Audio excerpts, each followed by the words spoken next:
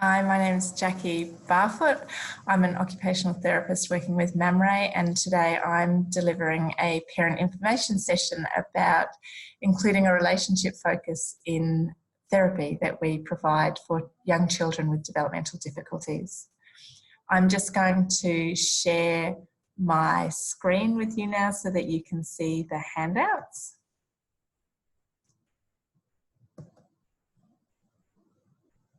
Okay, now.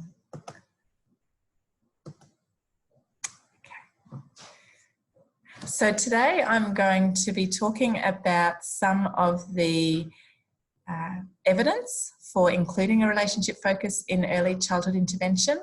I'm also going to be talking about what is a relationship focus, what does it look like, and how does it help with meeting a child's developmental goals. After that, I will go through some of the key components of a session, so the initial appointment, then how we do conduct a therapy plan with parents, and then how we run a session. And to finish up this session, I will go through a case study. So talking about a family that I worked with where we included a relationship focus and how that helped this little one's development and the family as a whole. So what is a relationship-focused approach? So when we include a relationship-focused approach in therapy, we are looking at how a child signals to their parent and how we can read and respond to these signals so that the child signals again. And what we know is that signaling through your body or through communication or facial expression or eye gaze is a really important foundation for other aspects of child's development. And that often when a little one has developmental delays, they may not signal as often to us, or their signals might be much harder to read, and it's much easier for us to miss them. So in a relationship-focused approach, we're kind of looking moment to moment what a child is telling us through their unique signals, and then we're responding to those signals so that it's motivating for the child to signal again. And the more that a child signals, they're going to kind of build layers to their signaling. So what might start as kind of a rolling towards a toy might then become reaching for a toy. So by putting more kind of layers to the signal, the child is developing their body movement skills. And I'm going to give an example in a pyramid a little bit later around how that works in hopefully a way that's easier to understand. So in a relationship-focused approach, the parent and the child are playing together rather than the therapist and the child. And often parents say to us that when they're coming to therapy, that's what they're expecting. They're expecting that they'll bring their child to a session and that as the therapist, I'll be doing most of the play or interaction with their child. So a relationship-focused approach can look and feel very different to what a parent might have been expecting.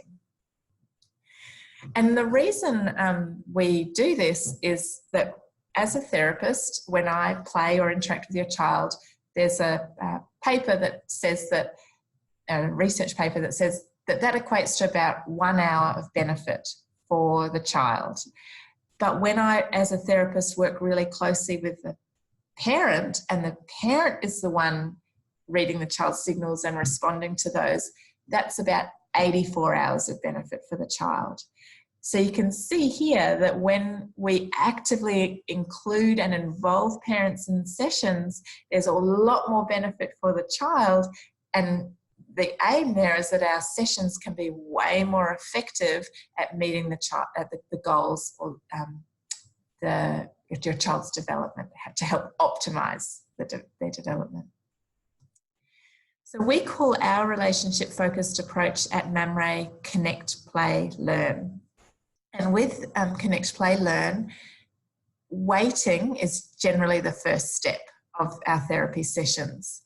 So we're waiting to see what a child signals, And then when we respond to that, the aim is that that's motivating then for the child to signal again. It feels good when mum notices, delights, and I want more of that interaction with mum. So I'll do that again, and I'll start building more skills as I have more practice and more persistence with my signalling. I went to some training last week that summarised this really nicely, and I just wanted to share. So I'm going to read from my training notes that if a child is harder to engage with or their signals are harder to read, it can take much longer to notice or respond to their signals. And as parents, we may need to consciously pause so that we notice and can respond to their signals. So that consciously pausing is another nice way of saying that we're waiting. Another point that this training pointed out was that for the majority of children, when we don't wait, it works out okay for them in the end.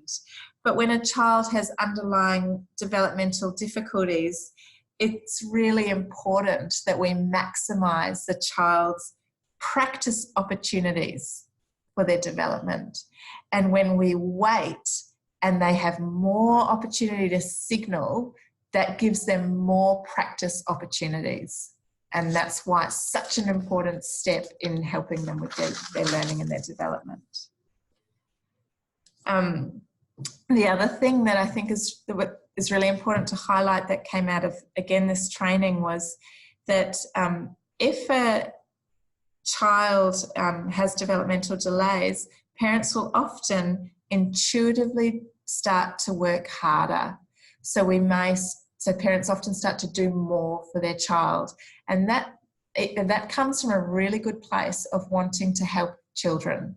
However, when we do more for the child and we wait less, that unfortunately means there's less opportunities for their child to practice signalling and less opportunities for them to then start building their other foundation skills for their development. So why do we use Connect, Play, Learn at Mamre? We've looked very closely at the research literature to help us develop our approach. And one of the things that we understand from the literature is that when a child comes up with the idea themselves and shares that with us, their brain is way more lit up. And when their brain, and we know that from MRI imaging, where they've kind of wired up children's brains to these machines, and they can see that when the child initiates the movement themselves or the play idea themselves, lots more parts of the brain light up, and that means lots more learning is happening. The other thing that we know from those little imaging tests that they've done is that when the child shares that idea with their parent and things feel good, again, their brain is way more lit up. So parents and caregivers are the most important people in a young child's life. They're the people that they spend most of their time with. They're the people that they're most motivated to be in relationship with. And so when they are sharing their play ideas with the most important people in their lives and getting lots of lovely delight and feedback from that, that's even more motivating to practice and do something again. So we know now that the child's ability to signal is a really important first step in supporting all other parts of their development, and helps to build a really good foundation for other parts of their development as well. So here's an example of what we call a little developmental pyramid. So at the top in the pyramid, in the grey and the orange triangle, is, I guess, perhaps the parent's goal, why they're coming to our service. They really want their child to start talking or being able to express their needs or wants. And when we start with parent-child interactions, that can be really confusing. Like, well, my goal is to be helping my child with talking. So we found it really helpful to give parents this pyramid where we put their goal their goal is at the top of the pyramid, and then all of the steps that we need to take to help the child get to that goal. So here, the first step in learning to talk is parent-child interactions. So with talking, when we're talking, I'm signaling through my words to you here now. You're hearing my words, and if we were in a conversation, you might be nodding, agreeing, or you might ask a question or say something back. So that's an example of these kind of loops of signaling, or chains of signaling that happen. So child signals, parent responds. Child signals, parent responds. And when a child has the sense of, I can signal what my need is, and that's seen and responded to, that's actually very what we call regulating for the child. So that helps them to kind of stay in a calm, alert state, because I trust that my parent and caregiver sees what I need, they're meeting that need, so that feels good. I can keep doing what I'm doing. And it's motivating for me to keep doing what I'm doing when something feels good. When I'm regulated, so when I'm in my calm, alert state, I'm ready to do my best playing and learning. Young children learn most of their skills through play. They learn about the world through play, so especially pretend play. They learn about their bodies through play. And they learn that when they do something, it has an effect on either the environment or on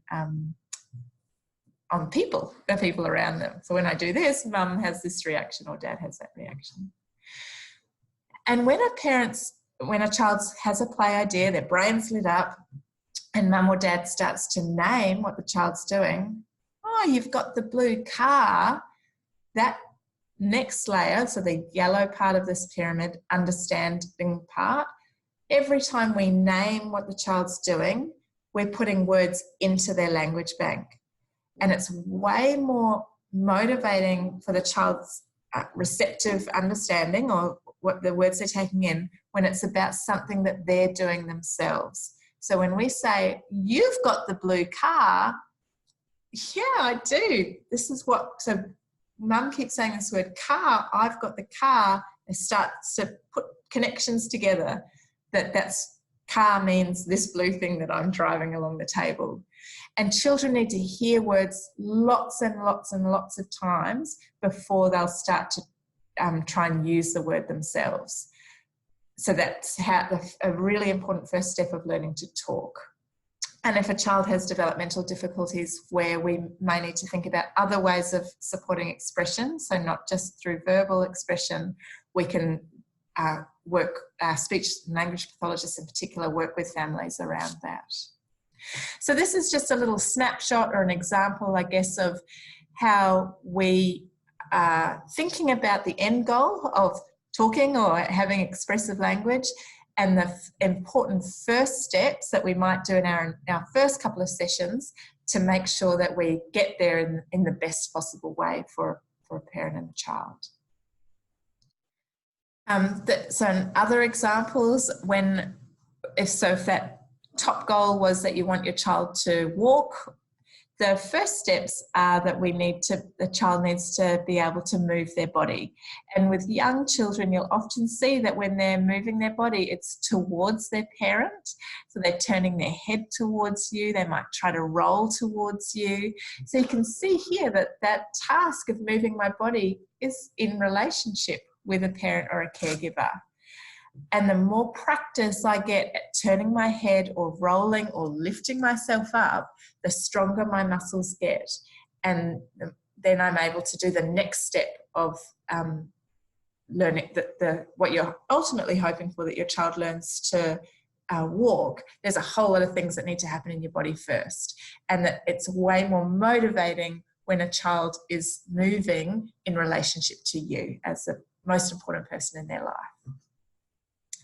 An example, so learning a skill such as feeding yourself with a spoon. First of all, a young child watches you with the spoon. you might notice that your child's really watching what you're doing when you're eating, then they might try themselves, and they may need a little bit of help with that. So you might feed them, you might help them with a spoon that has a kind of thicker handle to start with. You might go, yeah, you're trying to feed yourself. So all of this kind of relationship-based encouragement is really motivating for the little one to keep trying or to have another go. And that's what helps them develop their skills. So why do we use a Connect, Play, Learn at Mamre? Like I said, we've looked very closely at the research and recommendations for best practice in early childhood intervention. And certainly both the NDIS and Early Childhood Australia both reference the need for therapy to be relationship-based for best outcomes for children. There's also this agreement in the literature that children develop best when they can signal well to their parents, and when parents are able to read and respond to these signals. And like I talked about earlier, when a child has developmental delays, it's often much harder for them to signal in the first place. And secondly, it can be much harder to read these signals because they may look a bit different to other children. So signals can include facial expressions, communication attempts, or body movements, and we might also refer to them as cues, is another word we use. When a child is able to signal well and their parent knows what those signals mean and can respond to them, what we find is that this can help with lots of different parts of life. So leaving the house or packing up a favourite game, those things the child will signal how they feel about that. And when a parent is able to read that signal, they're then able to support their little one through that. You don't want to pack up. You're really having fun, but it's time. It's time to say bye-bye toys, and mummy can help you put all the toys back in the box. I know you're sad that it's time to pack up. Let's have a cuddle. We'll pack up together.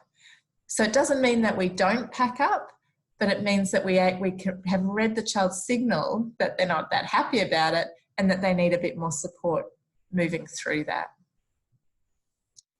So what does Connect, Play, Learn look like? And what I'm going to go through is our first appointment, where we take what we call a case history. We ask lots of questions about your family and your child so that we get a good picture of what life is looking like. And other components of that first session that help us understand how your child gives signals.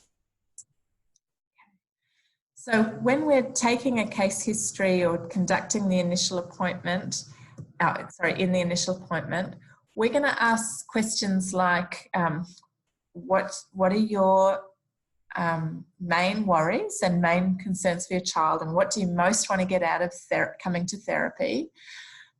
We're going to ask things about your child's very early experiences. So what was pregnancy like, and what was the delivery like, and what were those first months after delivery like, so that we get a good picture of kind of your child's really early experiences and how they gave you signals even right from the start. So we're really trying to get a good picture of both your family's experience of being together and your child's experience.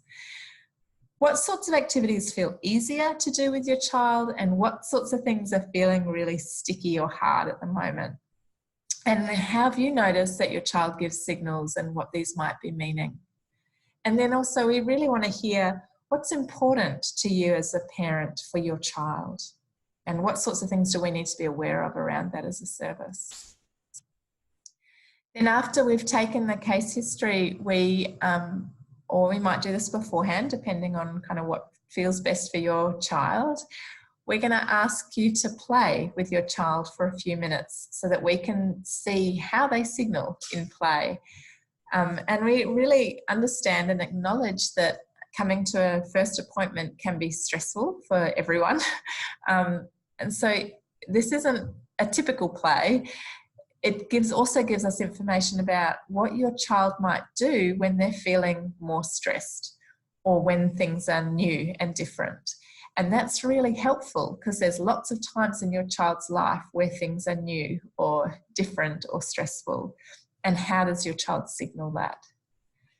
So I'm just going to go through this kind of playing together time of the session in a bit more detail now with a tool that we use to help guide that.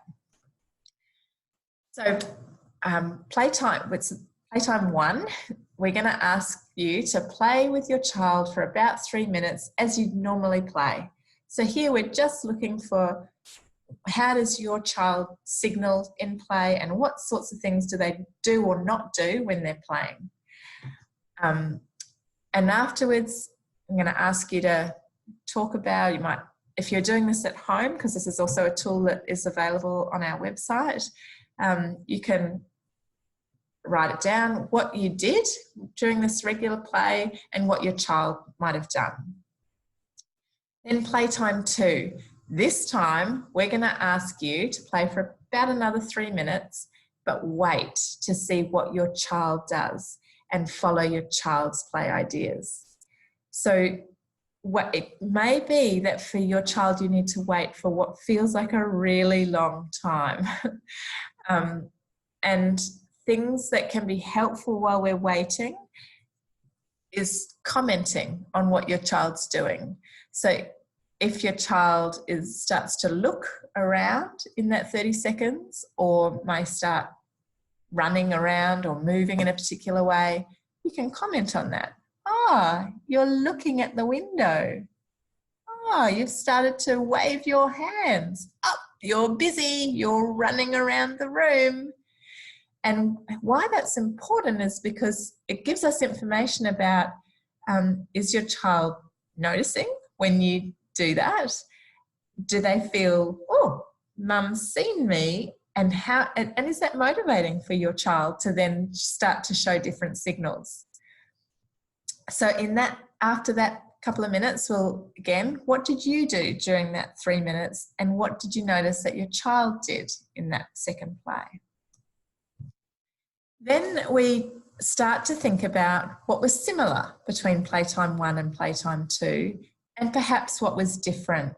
So when you waited, was there anything that stood out that you noticed that your child did more of or less of, or that you've found? And then how did it feel to wait? Because like I said, it can feel really hard to wait, especially when we've been worried about our child's development and we intuitively want to help our child, and often that means we try to do more for our child. So the last question here is, what moments did you notice that your child lit up more or explored more or signalled to you more, or maybe had more fun or seemed more engaged? Because again, what we know is that when children are having fun and more engaged, generally their brain is more lit up and they're doing more learning. So it can seem like they're just playing, but play is actually a hugely important part of children's learning and developing. And then the back of this tool, or the last page of this tool, kind of just talks about why child-led play is important and how it helps with child's development. So again, if you want to download this and take that for your own reference, you can from our website, or you can email me and I can send it through to you. And my email's at the end of this information session. So we've taken the case history, we've done this little playtime activity, and then we move into making a plan with parents. So this may happen at the end of the first session, or it might be that we do this in session 2, depending on how time is going. Generally, I find this happens in session 2 because that case history and that little playtime, that takes the whole session usually. And sometimes that can even take 2 sessions, depending on how it goes. So I'm not going to talk through this too much because I'll go through it in more detail when I go through the case study. That's just for you to know that this is, I guess, the form that we use when we're goal setting with parents. And it's a real joint process where we want to hear from you and we share what we noticed in that playtime, how your child's signalling, and we use that to kind of plan the first couple of sessions with you. So what does a Connect, Play, Learn session look like? Generally, the first step is that we'll ask parents to wait to see what your child signals. And then we may video that play and watch it back with you to slow those moments down and help to start reading the signals and understanding what your child might be communicating, so that next time your child signals that, you're like, that's when we watch the video together, we kind of got an understanding of that's how your child communicates a particular need or want. And like I said, with that pyramid, we're always doing this for the purpose of helping a child kind of move up the different layers of reaching a specific developmental goal. So if it's talking or having language skills, this waiting and signalling is a really important first step for communication as the overarching goal. So after your child is able to signal much more often, and we know what those, you know, as a parent, what those signals mean, and you're able to respond to them, we then start to bring in much more what we call targeted developmental guidance. So more specific strategies to meet your specific goals for your child. So that might be the walking or talking or joining in with family routines. We still, though, even though we're bringing in specific developmental kind of ideas, we're still respecting a child's signals and reading those signals and responding to them, so that the child is still motivated to participate in some of those more developmental ideas. So this is, I guess, the arc of a session, or how a session looks generally.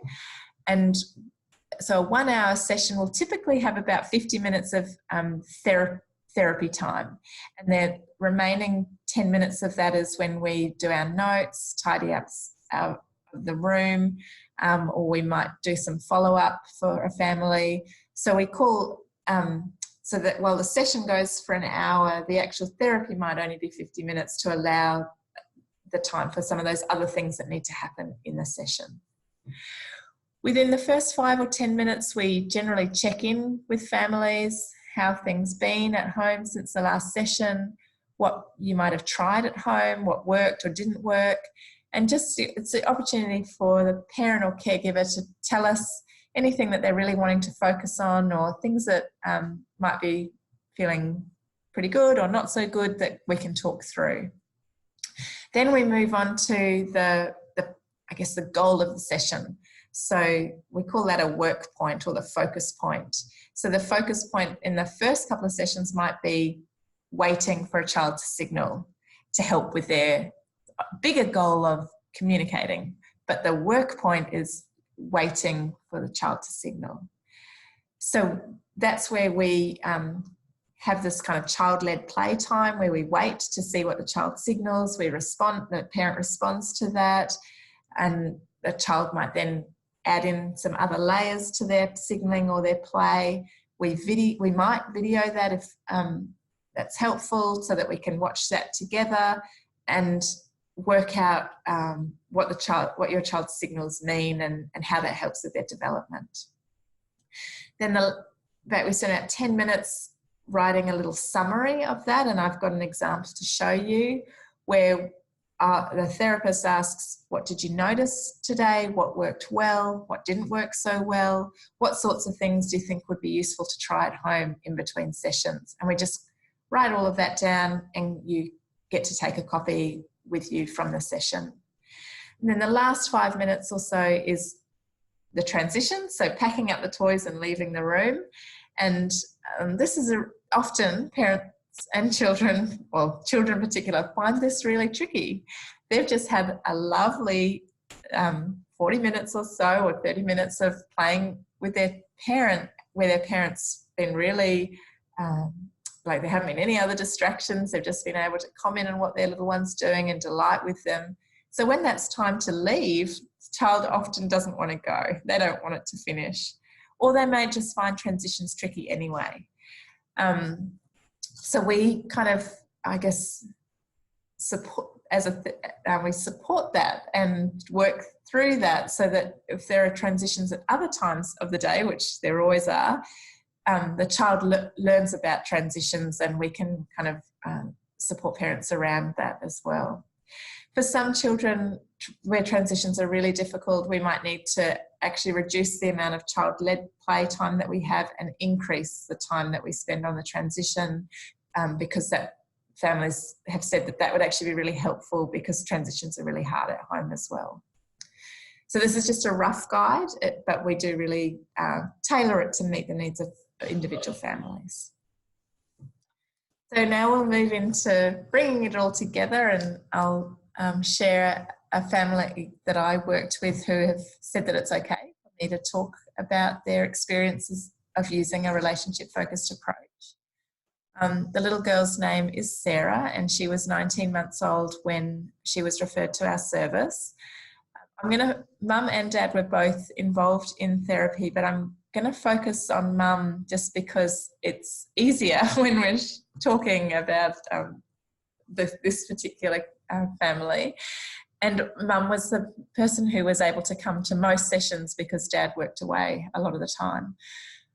So I kind of apologise in advance that I'm focusing on Mum more so, but want to acknowledge that everyone in the family is important, and that certainly this dad did come to sessions where he was able to.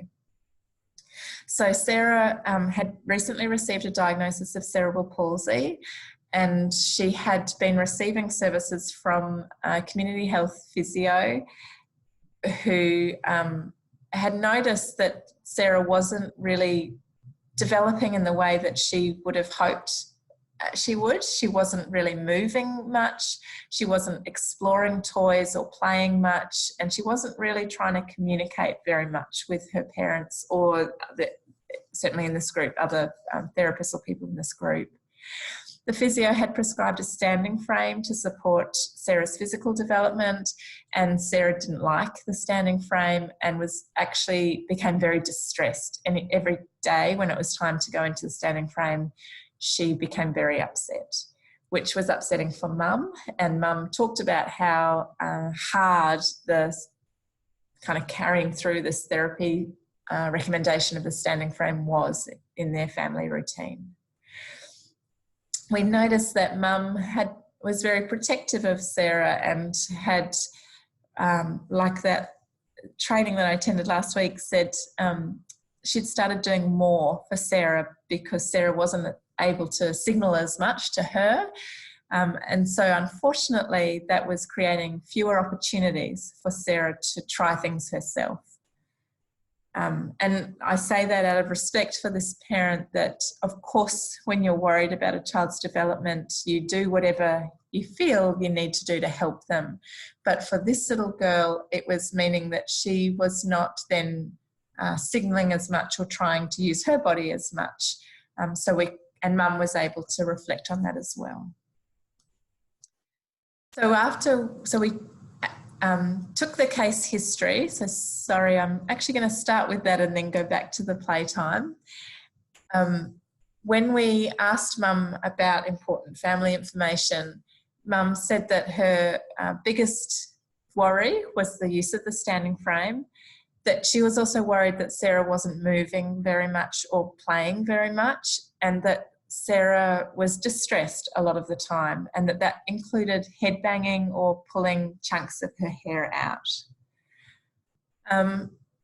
Mum talked about her delivery with Sarah, that Sarah's birth was very stressful, and the word that Mum used was traumatic. So Sarah was born with what's called meconium aspiration. So she'd swallowed some of the meconium, which is the baby's first poo that they do in utero, and it's very dangerous when that meconium is swallowed. And she aspirated that, so it went into her lungs, and it affected her breathing. So she was taken to the special care nursery, and she also unfortunately then experienced some seizure activity and was very unwell for the first week or so of her life. And Mum was actually discharged from hospital without having had the opportunity to hold her little girl because of how unwell she was. And that was awful for that mum to leave hospital without even having the opportunity to hold her baby. She then described the first few months with Sarah as a very difficult time, with lots of tears from both herself and Sarah. Because Sarah was so unsettled, it was really distressing for Mum, not knowing the things that she could do to help Sarah or to calm her.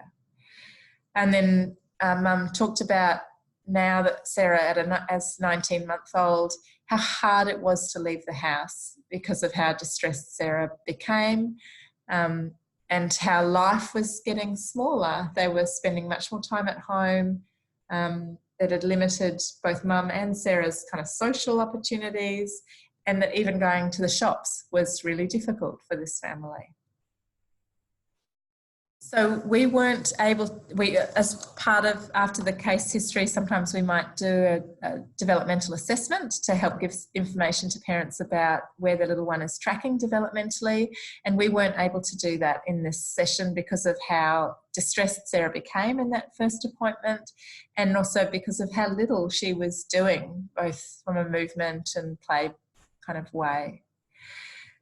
So then we asked Mum to play as she'd normally play with her little one, and we noticed that Sarah didn't actively explore. She did look at toys, but she didn't try to get them herself, and she became upset very easily. And that Mum, to try and help Sarah, would try and bring things closer to her or guess what she was wanting or needing, but in a way that Sarah was kind of frustrated, and it didn't really work for either of them. So our observations were that Sarah wasn't showing Mum many signals, and that at times they were so subtle that they're actually really hard to read and respond to for Joanne, for her mum. So after that first session, we then talked to Mum about making a therapy plan, and the first part of that was hearing what Mum and Dad's longer-term hopes and dreams were for Sarah. So they both said they want her to be as independent as she can be, to know she always has their support, that she is happy, and that she is able to lead as normal life as possible with a job and friends. And that they saw their role in helping her get there as helping her learn the skills that she needs in life and to enjoy time together. So, and they felt that enjoying this time together would help her be happy and help her kind of develop the skills that she needed to go out into the world and get friends and a job later down the track. So we then talked to Mum about our therapy approach, and that it's based on current research where child development happens best within relationships with the important people in their lives, so parents and key caregivers. That children develop best when they signal well and when parents are able to read and respond to those signals, and that it can be much harder to read the signals of a child with developmental difficulties.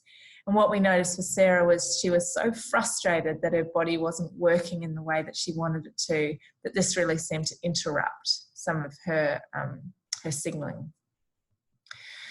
And that we use play-based principles that focus on signals and interactions between a parent and a child as a first step for supporting other parts of development. And that means that we actively involve parents in sessions so that what parents might learn in sessions is able to be used at home or in the community.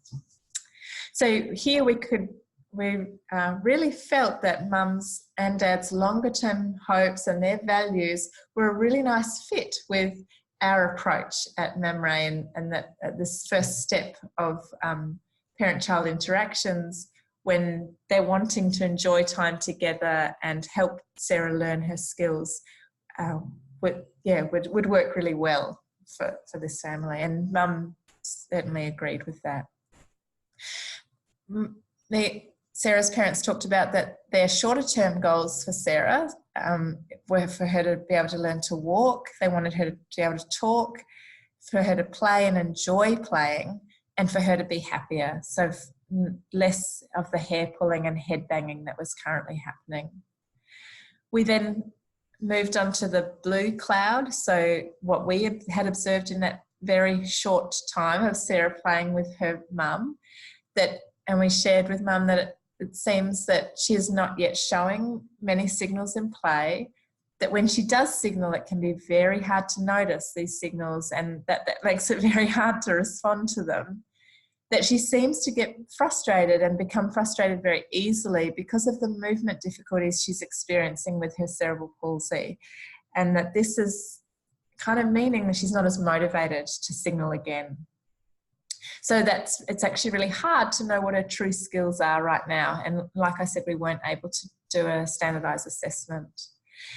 And the observations from that first session was that if we can strengthen her ability to signal, that'll help lay a really good foundation for the other skills that Mum and Dad are hoping for, such as walking and talking and playing. So our shared goal, or our therapy plan for the next 6 sessions or so, was to wait for Sarah to signal during play, to start to put words to Sarah's signals, to imitate Sarah's body signals. And so by putting words to her signals, we're putting words in her language bank, and she needs those words in before she'll start talking. So this is directly linked to Mum and Dad's goals of talking. And in terms of imitating Sarah's body signals, we felt that because Sarah's frustrated and not moving so much, that if Mum and Dad are delighting when she is moving and putting words to that or imitating it, hopefully that would be more motivating for her to do that body movement again. So that's linked to then the more we use our body, the more skills and muscles we can develop, important for progressing movement skills to walking, which is Mum and Dad's goal. And for Mum really wanted to be able to support Sarah's big feelings, so to reduce the hair pulling and the head banging. I'm not going to go through this because I've kind of done that on the other plan, but it's, I guess, just a summary of our shared goals. So we offered fortnightly relationship-focused OT sessions with myself, and our child psychologist at the time also came into some of those sessions because the family felt that would also be helpful to talk through some of the difficulties they were experiencing with their little girl. And Mum and Sarah interacted. So they sat on the floor together and played in what we call child-led play. So we waited to see what Sarah did in play, and Mum followed those play ideas. And these sessions happened at our centre. So we videoed Mum and Sarah playing together for just a couple of minutes at a time. Then we would pause and watch the video together. What Mum noticed when she waited. I'm going to press pause to this session and I'm going to come back in a minute. Sorry for the disruption. Okay, sorry about that. I've had to move rooms, but I am back now to finish this parent information session. So we were just talking about how we used video review with Sarah's mum, and we would video a couple of minutes of play at a time and then watch that back together to see what Joanne noticed when Sarah signalled and she responded, what sorts of things happened and how was that helpful developmentally for Sarah. And I was just, I think, saying that the research has actually shown us that when we use video review with parents in sessions like this, the approach is more effective. and it really helps to slow moments down for parents so that it can notice and accurately read the child's signals and then respond to those accordingly. So in session 1, often I show a video here of Joanne and Sarah interacting in session 1, but because this is a filmed webinar, I am not able to for privacy reasons. So I'm going to talk through session 1 and hope that I do a good job with that. I asked Mum to wait as the first step and see what Sarah did, and that was really hard actually. Sarah didn't do a whole lot to start with. So we paused the video and talked about that, and Mum and I talked about let's put more words to what she's doing. So when she looks to something, put words to that, or when she moves her body slightly, put words to that. And if that doesn't get a response, let's start using imitation as well. So copying what Sarah did. So Mum had a second go, and Sarah picked up a water bottle in that moment, and Mum said, "You've got the bottle," with a lovely warm voice and big smile and interesting tone. And Sarah looked to Mum. She said, "You like the bottle?" And Sarah smiled at Mum. And then Sarah started shuffling back on her bottom and moved towards the toys and reached for a toy. And that was kind of the start of the next phase of the therapy session, where Sarah started to be actively involved in toys and involved much more with her mum. So at the end of the session, Mum actually described that as the longest, happiest playtime she had ever seen Sarah have. Mum also reflected how hard it was to wait, especially initially when Sarah didn't do a whole lot, but that how much more Sarah did when Mum did wait. And Mum was quite blown away with that actually. So at the end of that session, we wrote this little summary of the session, and Mum got a copy of this and I put the other copy in Sarah's file. So we wrote the goal for that session was for Sarah to initiate signals, like body movements or play ideas, and for Mum, just move that over here, to respond to these initiations either verbally or through imitation. What we noticed that was when we waited, this was the longest, happiest playtime Mum had ever seen Sarah have. Sarah actually explored toys for about 40 minutes. So we did run the session a little bit over time. And Sarah started to actively use both her hands. She started to rock forward in sitting and was weight bearing through her arms. And this is a really important kind of body skill to get the muscles and the strength and the coordination for some of those other things like pulling to stand or walking. So this was really exciting that we were seeing Sarah move a lot more in this session. And it linked really nicely to one of Mum's goals that we did on that joint therapy plan. What worked well, this is in Mum's words, that waiting to see what Sarah did worked well, and putting words to Sarah's actions worked well. So it was when Mum said, "You've got the bottle," that Sarah started to tune in. And things to try at home, we talked about doing just 5 to 10 minutes a day of waiting and naming. So that could be at bath time, if that's a time that feels more achievable in the daily routine, or after lunch. Like, choose a moment in the day where it is going to feel easier to follow Sarah's play ideas, wait for them and name them. Mum went away with Sarah and did that, and came back a fortnight later in session 2, and we saw quite remarkable gains actually for Sarah developmentally. So we saw a little girl who was sitting in a much more upright position. She came into the room and started playing much more quickly with a bigger range of toys, and was really sharing these ideas with Mum much more actively. She looked at her mum a lot more, and she also started babbling.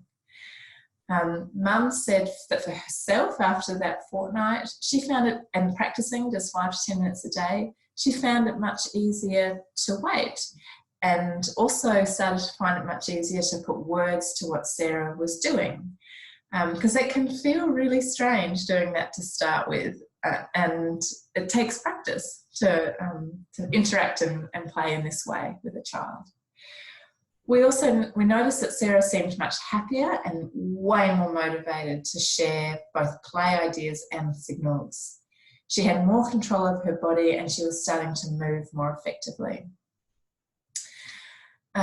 Towards the end of the session, Sarah did start to become upset and started to pull her hair, and I'd spoken to Mum about, because this is work, that putting words to Sarah's actions is working well, let's try also putting words to her feelings. So Mum had a go of this in this session. She's on film, and she did a really great job. She said, "You're feeling frustrated. You're pulling your hair. I'm not going to let you pull your hair, sweetie." And removes her hands gently from her hair and says, "Yeah, I know you're frustrated." And that naming of the feelings was enough for Sarah to calm down and keep signaling. So after Mum did that, Sarah picked up a piece of pretend food and put it to her mouth, and then she started waving to the door and waving to her mum and babbling. We think it was bye. And what Mum said when we watched the video was, she's hungry. She wants to leave or eat the pretend food to show me she's hungry, and that if we leave the session, she'll get some food. And this was the first time that Sarah had communicated a need with such clear intent and purpose. And it was a really lovely example of Mum putting words to Sarah's experience, and Sarah persisting with, "I'm going to give you the message, Mum. I'll try lots of different ways to show you that I'm hungry." So after 5 sessions, we actually reviewed a little bit early because of how well this family was doing. And what we noticed was that Sarah was calm and alert throughout sessions now, and Mum also reported that she was a lot calmer at home. She actively explored using both her hands. She was sitting independently, she was kneeling and starting to pull to stand with support. She was shifting her weight from side to side and starting to try and climb. She was pointing and babbling with purpose, and she was starting to do much more pretend play with the toys that we had in the room. So feeding the dolly and then putting Dolly to sleep. And there was a lot less head banging, screaming and hair pulling at home, and none in the session. Mum reported that as a family they were enjoying each other more. They were able to go out to the shops and to barbecues and to the park more easily. And that distress had decreased for everyone in the family. So it was really lovely feedback for both parents and children, that the child, that it had all kind of settled a lot more, and that Sarah was doing a lot more as well developmentally. So after that, we decided that I would fade out of the sessions, and that we would bring our physiotherapist in so that we could help really target Sarah's gross motor skill development. So Mum's aim of her walking independently, we could start to build up to that. And we also brought in our speech pathologist a few sessions after that as well for the communication side of things. Within that though, we still were sensitive to Sarah's signals and responded to those signals, but we had much more of a developmental focus within that. So I'll move this again now. The key aspects of Connect, Play, Learn with this family was that there was time for child-led play in the session, and that play happened between the parent and the child, not the therapist and the child, that waiting was the key, and that can be really difficult to actually wait. That the parent follows the child's signals in play and copies or puts words to what the child's doing, and the use of video in session is really helpful. And that about 5 to 10 minutes a day of practicing this naming or waiting and naming can have a significant impact for families. So we've summarised this family's experience with this little roadmap, and you can download this from the Mamre site to read through it in a bit more detail if that would be helpful. And that is now the end of our parent information session. Given that this is a recorded webinar, if you do have any questions or comments, please feel free to email me. Here's my email, jacqui.barfoot@mamre.org.au. And if you would like to make an appointment to see myself or one of our other early childhood therapists, you can email Marissa Carline on her email about making that appointment time. I would love to hear your feedback about this information session, and if there's anything that you go back and try with your child that is helpful or not helpful, please feel free to email me and let me know, because it's always great to hear families' experiences of using some of the things that we talk about and that we do with families. Yeah, and whether you choose to link in a session or by email or on Facebook, I would love to hear from you, and I hope you have a lovely rest of your day.